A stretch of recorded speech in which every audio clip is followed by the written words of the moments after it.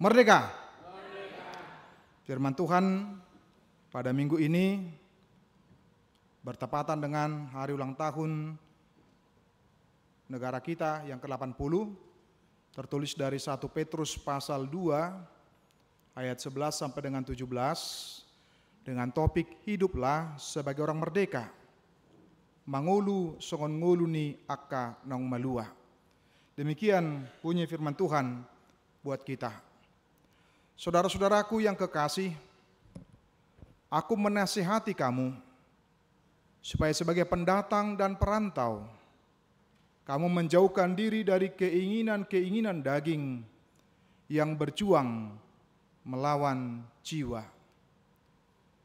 Milikilah cara hidup yang baik di tengah-tengah bangsa-bangsa bukan Yahudi, supaya apabila mereka memfitnah kamu sebagai orang durjana, mereka dapat melihatnya dari perbuatan-perbuatanmu yang baik dan memuliakan Allah pada hari Ia melawat mereka. Tunduklah karena Allah kepada semua lembaga manusia, baik kepada raja sebagai pemegang kekuasaan yang tertinggi, maupun kepada wali-wali yang diutusnya, untuk menghukum orang-orang yang berbuat jahat dan menghormati orang-orang yang berbuat baik. Sebab inilah kehendak Allah, yaitu supaya dengan berbuat baik kamu membungkamkan kepicikan orang-orang yang bodoh. Maaf, ayat 16 terlewatkan. Hiduplah sebagai orang merdeka dan bukan seperti mereka yang menyalahgunakan kemerdekaan itu untuk menyelubungi kejahatan-kejahatan mereka, tetapi hiduplah sebagai hamba Allah. Hormatilah semua orang, kasihilah saudara-saudaramu, takutlah akan Allah, hormatilah raja. Demikian bunyi firman Tuhan buat kita. Saudara-saudari, Bapak Ibu jemaat yang dikasihi oleh Tuhan Yesus Kristus, baik yang ada di gereja maupun yang di luar atau yang mengikuti online. Dalam satu tulisan, saya pernah membaca tulisan seorang teolog, dia mengatakan seperti ini. Penindasan adalah kasus yang selalu muncul di dalam Alkitab.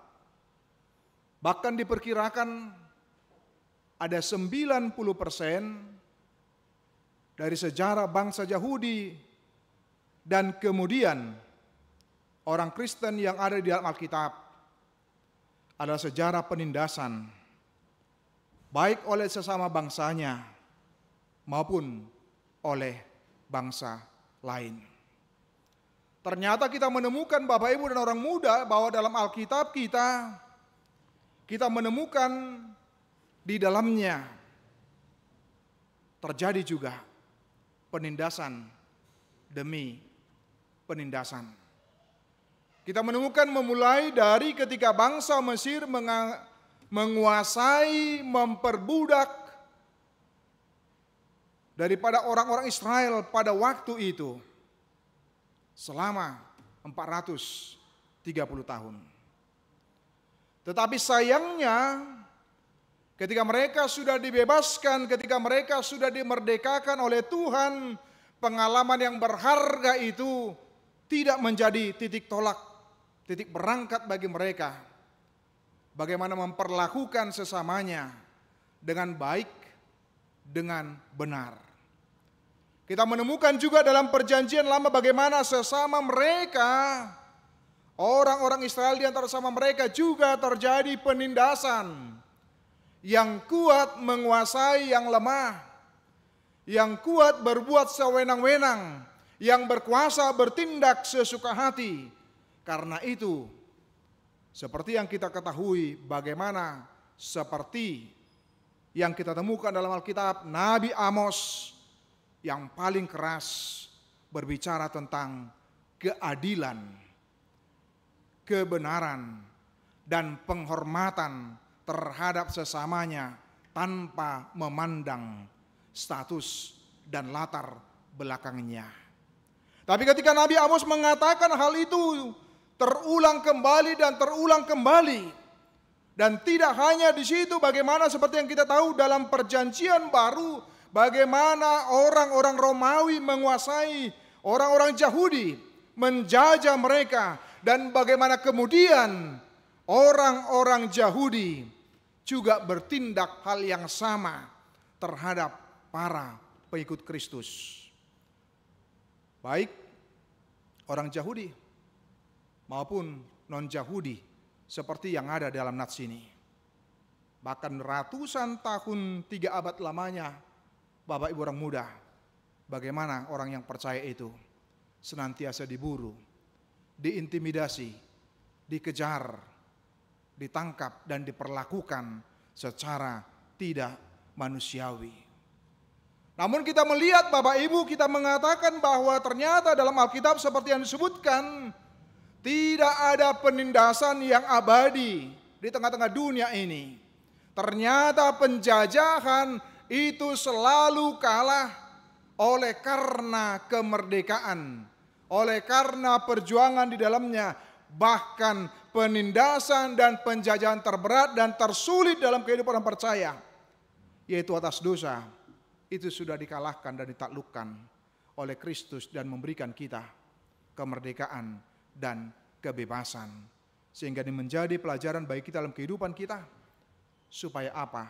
Supaya tidak senang untuk boleh menindas terhadap sesamanya, tetapi sebaliknya menjadi pembawa kemerdekaan, pembawa sukacita di tengah-tengah kehidupan kita.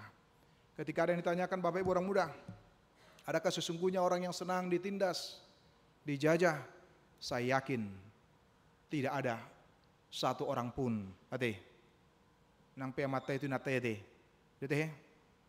tapi yang diinginkan adalah kemerdekaan, kebebasan tentunya. Supaya demikian boleh bersukacita. Pengalaman yang pahit seperti itulah yang dialami oleh orang yang percaya pada waktu itu. Sehingga Petrus terpanggil untuk boleh menguatkan, meneguhkan orang-orang yang percaya para pengikut Kristus pada waktu itu, agar mereka boleh kuat, agar mereka boleh tangguh, agar mereka boleh menghadapi segala tantangan itu di dalam iman mereka. Bahkan Petrus mengatakan, seperti disebutkan ayat 7, bagaimana untuk ujian dan pencobaan itu membuktikan kemurnian iman mereka, kemurnian orang iman daripada orang-orang yang percaya. Karena itu 1 Petrus 1 mengatakan ayat 6, bergembiralah akan hal itu.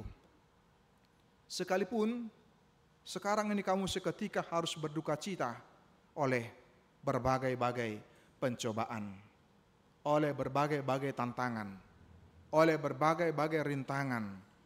Sehingga kita mau mengatakan bahwa pada waktu itu persekusi, fitnah, penganiayaan, ejekan dan sebagainya, oleh karena iman mereka, oleh karena keyakinan mereka sebagai pengikut Kristus, ternyata bukan sebuah tantangan yang sederhana yang dialami dan dihadapi. Tetapi Petrus menguatkan mereka dengan mengatakan, bergembiralah akan hal itu, meski sedang menghadapi tantangan dan rintangan yang berat.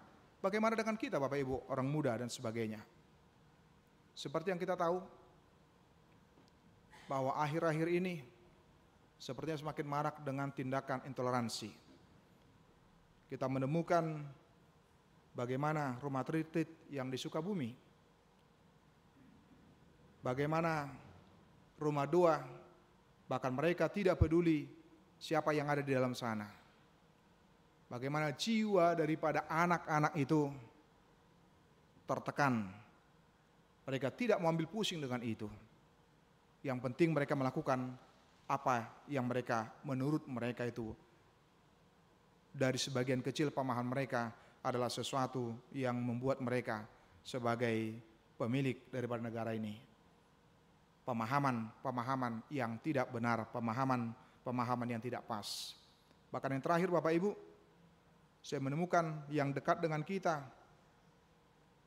ada teman-teman kita Katolik di Arca Manik kembali dilarang beribadah. Namun lokasinya ini saya kurang tahu. Artinya itu baru saja terjadi dan itu dekat dengan kita Bapak Ibu orang muda. Artinya demikianlah yang menunjukkan bagaimana orang-orang yang intoleran yang sesungguhnya mereka sedang dikungkung. Mereka sedang dipenjarakan oleh roh-roh kebencian di dalamnya. Bukan penghormatan dan bukan penghargaan. Dan bagaimana kita boleh menyikapi terhadap semua dan segala sesuatu tantangan yang kita alami dan kita hadapi juga. Seperti apa yang dialami oleh saudara-saudara kita. Bapak Ibu orang muda, kalau teman kita menghadapi hal seperti itu, tentunya kita juga bisa menghadapi hal yang sama. Saya kurang tahu apakah kita bisa saja di kantor, bisa saja di tempat kita bekerja, bisa saja di lingkungan kita, dan sebagainya, mengalami pengalaman-pengalaman yang tidak mengenakan, bahkan pengalaman-pengalaman yang tidak baik. Saya pernah membaca sebuah kisah, seorang anak, dia menangis pulang dari sekolah. Bayangkan yang masih SD, Bapak Ibu orang muda, masih kelas 1, kelas 2, kalau tidak salah saya teringat pengalaman itu, kemudian dia pulang. Dia menangis dan orang tuanya heran, kenapa menangis? Ternyata dia dibully, dipersekusi oleh teman-temannya karena apa? Karena doktrin dari orang tua teman-temannya mengatakan supaya tidak berteman, karena tidak sekeyakinan, tidak seiman. Kita bisa bayangkan Bapak Ibu orang muda, hal-hal yang seperti itu ketika ditanamkan kepada anak-anak yang kecil, sikap-sikap intoleran itu ternyata dengan mudah ditanamkan. Mereka tidak tahu mengapa, yang penting tidak boleh, katanya tidak boleh. Tetapi justru kita menemukan dalam kondisi yang seperti menjadi sebuah tantangan dalam kehidupan kita, bagaimana kita boleh menyikapi, bagaimana kita boleh merespon atas setiap tantangan yang kita alami dan kita hadapi. Sehingga kita mengatakan Bapak Ibu seperti yang kami tuliskan, kita memang sudah merdeka. Namun belum merdeka sepenuhnya. Yang menjadi hak kita ternyata di seluruh penjuru negeri ini belum bisa menerima sepenuhnya. Saya teringat ketika sedang gencar-gencarnya penolakan pada waktu itu, dan kemudian oleh teman-teman kita, orang Kristen pada waktu saya ingat daerah Tapanuli Utara, kemudian teman kita seberang akan mendirikan rumah ibadahnya, dan kemudian karena tahu di daerah yang lain kita ditolak dan sebagainya, sehingga berkata kami juga akan melakukan hal yang sama, berbuat yang sama katanya, untuk menolak. Tapi saya senang, almarhum mantan pengurus kita pendeta WTP Simarmata menjadi yang terdepan untuk melawan intoleransi itu. Dan dia mengatakan, siapa yang melarang itu, maka lawannya yang paling utama adalah saya sendiri. Saya akan menjadi terdepan untuk menolak tentang sikap intoleransi seperti itu. Itu yang menunjukkan perbedaan sikap dalam menyikapi segala sesuatu yang terjadi dalam kehidupan kita, termasuk di dalamnya sikap-sikap intoleransi. Orang-orang yang percaya harusnya sudah merdeka dari sikap intoleransi, sikap diskriminasi terhadap sesama kita Bapak Ibu orang muda. Dengan apa? Dengan menunjukkan sikap yang toleran, yang menghargai, menghormati meski kita berbeda-beda, meski kita memiliki latar belakang yang beragam Bapak Ibu dan orang muda. Dan itu yang dikatakan oleh Petrus juga dalam nats ini. Disebutkan di ayat 11 itu Bapak Ibu orang muda, saudara-saudaraku yang kekasih, aku menasihati kamu supaya sebagai pendatang dan perantau, kamu menjauhkan diri dari keinginan-keinginan daging yang berjuang melawan jiwa. Apakah yang harus dilakukan oleh orang yang percaya menurut Petrus? Bagaimana sifat natur dosa itu yang masih melekat pada diri kita akan terus berupaya untuk menaklukkan kita, akan terus berupaya untuk menjajah kita. Tetapi dikatakan oleh Petrus, jangan mau ditaklukkan oleh keinginan daging, tetapi berjuanglah. Kita tahu sikap berjuang Bapak Ibu orang muda berarti ada upaya, ada usaha, ada kerja keras. Sama seperti yang ditunjukkan oleh para pahlawan kita ketika mereka berjuang ketika negaranya dijajah. Ketika bangsanya dikuasai oleh bangsa lain, maka mereka berjuang tanpa tedeng aling-aling, tidak memperhitungkan seberapa bayaran yang harus mereka bayarkan demi sebuah kemerdekaan. Apakah uang? Bahkan termasuk puncaknya adalah memberikan nyawanya demi untuk sebuah kebebasan, demi untuk sebuah kemerdekaan. Bagaimana kita dalam kehidupan kita juga disebutkan dengan berjuang. Maka persandaran kepada Roh Kudus bukan pengganti bagi kepasifan. Orang yang percaya diminta bukan untuk pasif, tapi dengan pertolongan Roh Kudus, maka dia berjuang untuk melawan keinginan-keinginan daging di dalamnya, termasuk sifat-sifat kebencian yang ditanamkan pada waktu itu terhadap orang-orang yang percaya. Tentu ini bukan sesuatu yang mudah, Bapak Ibu orang muda. Dak kuboto kalau kita dibenci orang lain, buat sikap teh amang dot inang dot apa sebulung. Apa sikap kita? Apakah masih sempat kira-kira mendoakan mereka? Atau malah sebaliknya? Kemudian kita mengatakan, isi horaibana, kan? Sehebat apa rupanya dia? Sehingga ketika dia melakukan seperti itu, ya kan? Bagaimana saya untuk menaklukkannya lagi, tetapi dengan cara yang tidak baik dan cara yang tidak benar. Nah, ini perbedaan yang disampaikan oleh Petrus dalam nats ini. Ketika disebutkan bagaimana dalam kehidupan kita untuk apa? Untuk boleh tetap setia melakukan yang baik. Meski difitnah, meski dipersekusi, meski diperlakukan tidak baik oleh sesama kita, ketika oleh sesama orang-orang yang membenci kita. Ketika disebutkan ayat 12, milikilah cara hidup yang baik di tengah-tengah bangsa-bangsa bukan Yahudi, supaya apabila mereka memfitnah kamu sebagai orang durjana, mereka dapat melihatnya dari perbuatan-perbuatanmu yang baik dan memuliakan Allah pada hari Ia melawat mereka. Bapak, Ibu, dan orang muda, Petrus mengatakan, milikilah cara hidup yang baik. Bagaimana kita boleh memilikinya?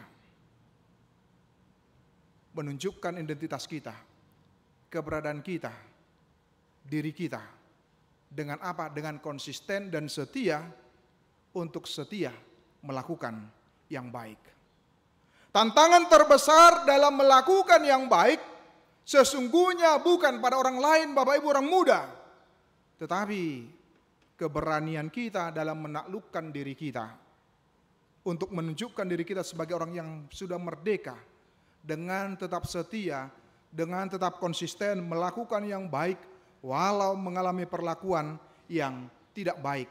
Kita bisa bayangkan seperti dalam pengalaman orang percaya pada waktu itu, tanpa pun mereka berbuat jahat, ternyata orang-orang Kristen sudah berkali-kali difitnah. Seperti dalam 1 Petrus 2 ayat 12 dan 1 Petrus 3 ayat 16. Berulang kali fitnahan. Seperti yang kita tahu Bapak orang muda, kalau katanya namanya fitnah tentu adalah yang diada-adakan, yang sesungguhnya tidak ada.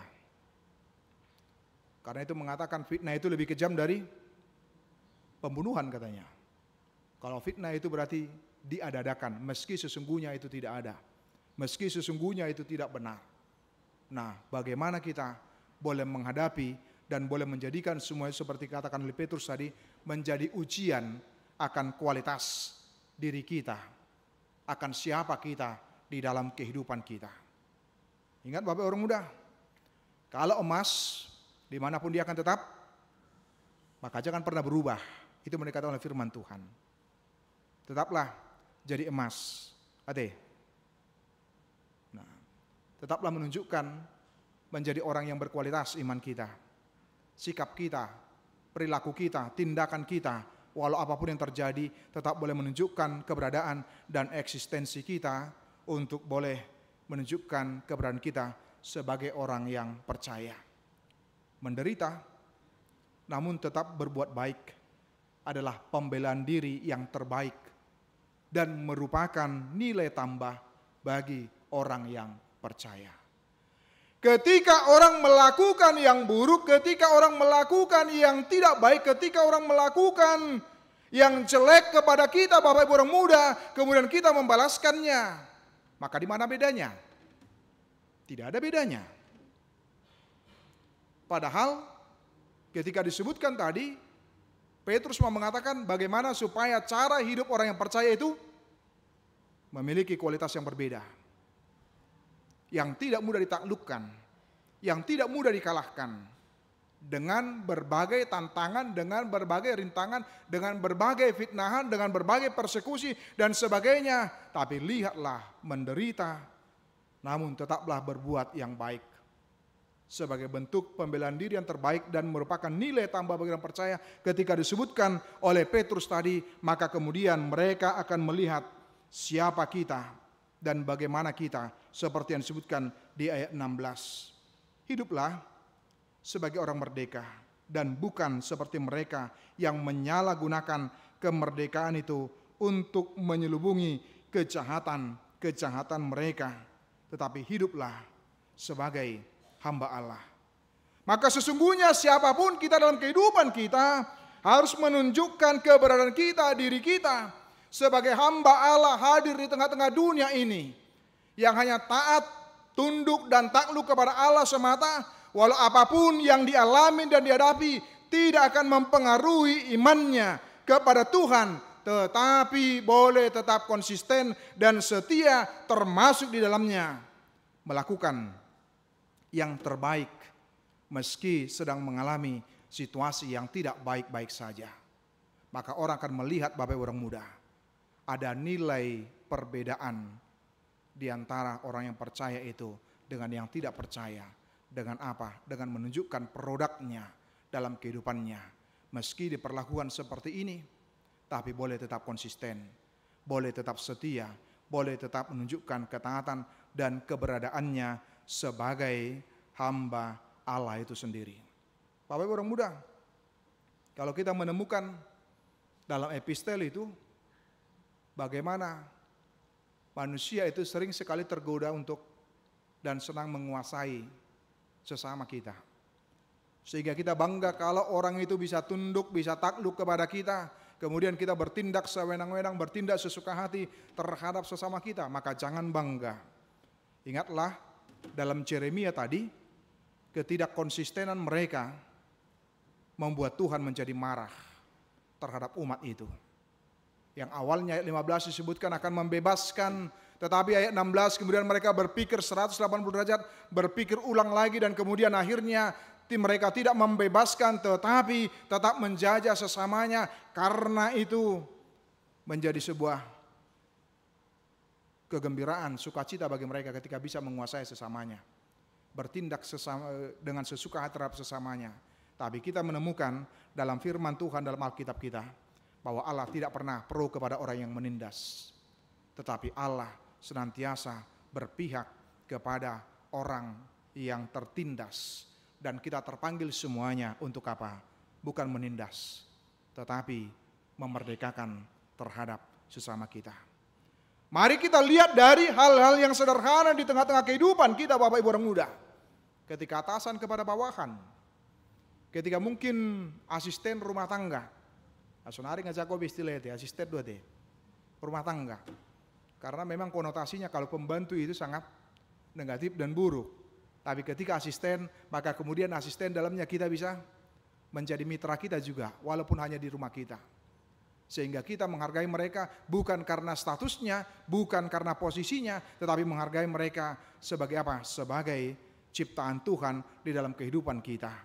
Maka jangan pernah terperangkap untuk boleh menjajah terhadap sesama kita, tetapi justru menjadi pembebas, dan orang yang sudah dibebaskan oleh Kristus terpanggil untuk boleh menjadi pembebas pula. Itu yang dikatakan oleh Bapak Peter T. Forstai. Dia mengatakan, kewajiban utama orang percaya bukan menemukan kebebasannya, tetapi tuannya.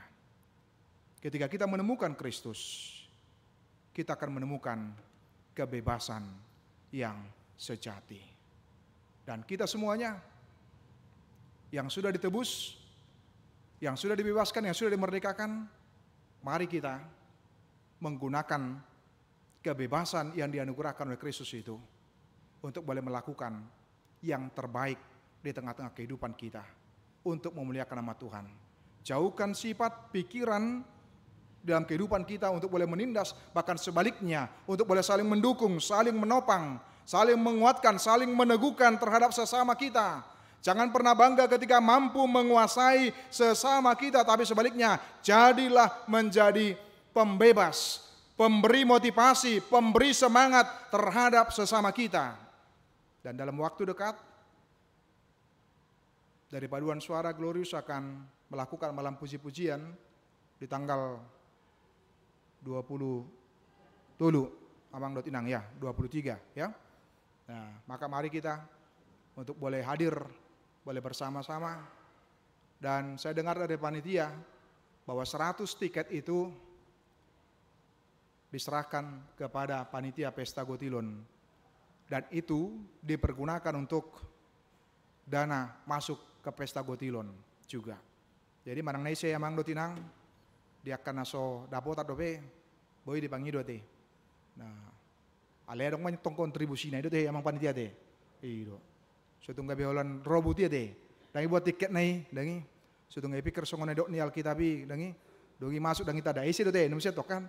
Nah, jadi bagaimana kita boleh saling mendukung, saling memotivasi, saling menyemangati dalam kehidupan kita, sehingga dengan demikian bagaimana kita boleh saling menopang di dalamnya. Dan Galatia 5:13 mengatakan, saudara-saudara, memang kamu telah dipanggil untuk merdeka.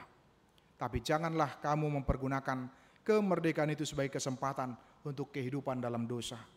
Melainkan, layanilah seorang akan yang lain oleh kasih. Mari terus berkontribusi, walau sekecil apapun itu Amang dan Inang dan Apo Sebulung, untuk negara kita juga yang telah dimerdekakan Tuhan dalam usia kemerdekaan 80 tahun. Bukan berarti bahwa pekerjaan itu sudah selesai. Tetapi pekerjaan besar itu masih banyak yang harus kita lakukan dan kita kerjakan. Mari kita bersama-sama berkontribusi, mengisi dengan cara-cara yang baik dan cara-cara yang benar yang bisa kita lakukan dan kita kerjakan. Amin. Kita berdoa. Bapa dalam surga, kami mengucap syukur dan terima kasih kepadamu ya Tuhan, atas kasih dan kemurahan-Mu yang boleh mengizinkan kami bersukacita, bergembira pada minggu yang baru yang Tuhan anugerahkan kepada kami. Secara khusus ketika kami mengingat kemerdekaan yang Tuhan anugerahkan dengan usia ke yang 80 tahun ya Tuhan.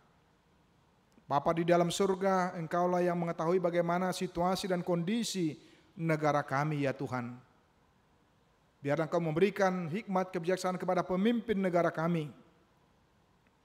Mulai dari Bapak Presiden hingga sampai kepada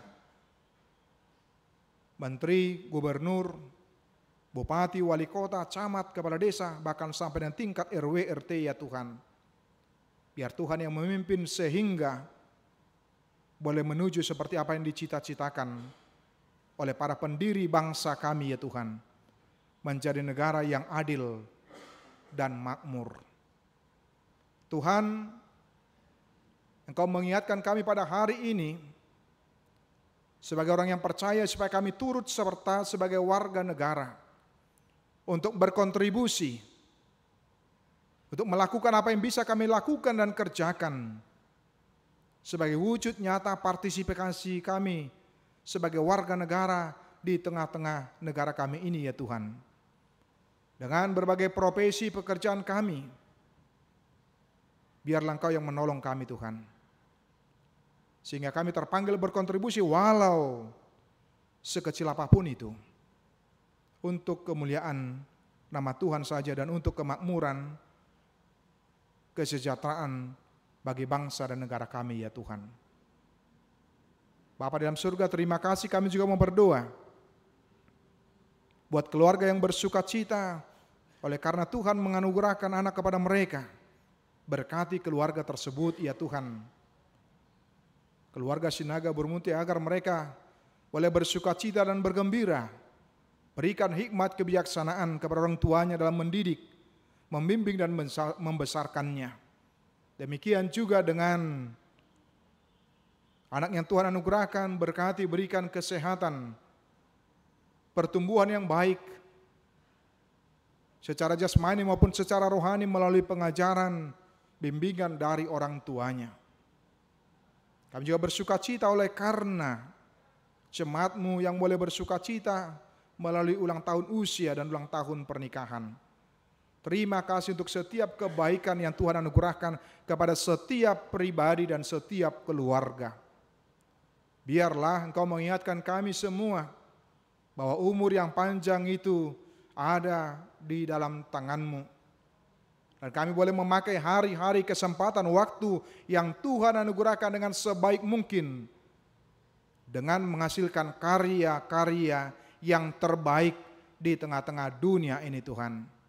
Sehingga hidup kami boleh menjadi persembahan untuk kemuliaan nama-Mu.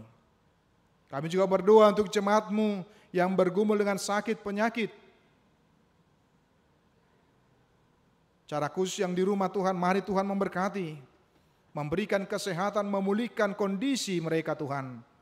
Tapi yang paling utama, mereka boleh bertahan ya Tuhan, dengan mengandalkan Engkau, sehingga ketika fisik mereka sakit, tapi tidak demikian dengan iman mereka, karena yakin akan pertolongan dan kasih Tuhan saja. Tuhan, dalam waktu dekat, beberapa event kegiatan yang akan dilakukan, biarlah Tuhan yang bekerja. Ama yang akan berangkat ke Pengalaman mengikuti ke berbagai kegiatan dalam tingkat distrik. Tuhan yang bekerja menyertai perjalanan dan juga selama kegiatan dan kembali ke Bandung ini. Demikian juga dengan malam puji-pujian yang akan lakukan di hari Sabtu ya Tuhan. Bapa dalam surga, kami sungguh bersyukur kalau dari yang lain, gereja-gereja yang lain juga boleh turut serta menopang dan mendukung, bersukacita dengan kegiatan tersebut. Apalagi kami, di mana paduan suara Glorious menjadi bagian dari HKBP Reformanda. Biarlah Tuhan yang bekerja bagi kami semua untuk boleh mensupport, mendukung, dan boleh hadir dan turut serta dalam kegiatan tersebut. Terima kasih ya Tuhan, dan kegiatan-kegiatan yang lainnya kami serahkan dalam tangan Tuhan. Biar Tuhan yang mengingatkan kami, baik dalam PHD maupun dalam sermon dan kegiatan yang lainnya. Terpujilah nama-Mu. Dalam nama Yesus kami berdoa. Amin. Kita bernyanyi sambil mengumpulkan persembahan kita.